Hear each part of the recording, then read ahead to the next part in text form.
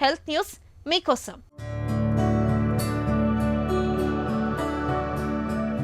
వయసు పైబడుతున్న కొద్దీ కీళ్లు అరిగిపోవడం, మోకాల నొప్పులు మొదలవడం మనకు అనుభవమే. అయితే మోకాల నొప్పులకు ఇప్పటిదాకా మోకీలు మార్పిడి సర్జరీ మాత్రమే పరిష్కారంగా ఉండేది.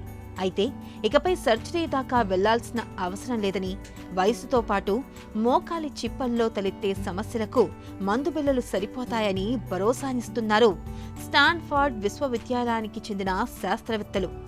మామూలుగా మన శరీరంలోని ఎముకలన్నీ ఒక తీరుగా ఉంటే కీళ్ల ఎముకలు వేరుగా ఉంటాయి. కాస్త మెత్తగా ఉండే వీటిని కార్టిలేజ్ లేదా మృదులాస్థిగా పిలుస్తారు. మామూలుగా మిగతా ఎముకలన్నీ అరిగిపోయినా విరిగిపోయినా మళ్లీ వృద్ధి చెందుతాయి. కానీ ఇవి అలా పెరగవు. అందుకే వృద్ధాప్యంలో మోకాలి దగ్గర కీళ్లు అరిగిపోతే ఆపరేషన్ చేసి కృత్రిమ కీలు పెట్టడమే ఇప్పుడున్న ప్రధాన చికిత్స. దానికి బదులు అరిగిపోయిన మృదులాస్థినే మళ్లీ పెరిగేలా చేస్తే మంచిది కదా. ఆ దిశగా జరిగిన పరిశోధనలోనే ఓ పెద్ద ముందడుగు సాధించారు స్టాన్ఫర్డ్ పరిశోధకులు. మృదులాస్థి అరిగిపోవడానికి కారణమయ్యే 15 PGDH అనే ప్రోటీన్ని వీళ్లు కనిపెట్టారు. అంతేకాదు, దాన్ని అడ్డుకునే మరో లిపిడ్ ప్రోటీన్ని కూడా వృద్ధి చేయగలిగారు. దీన్ని రోగులకు అందిస్తే అరిగిన మోకాలి కీళ్లు మళ్లీ పెరగడాన్ని గమనించారు.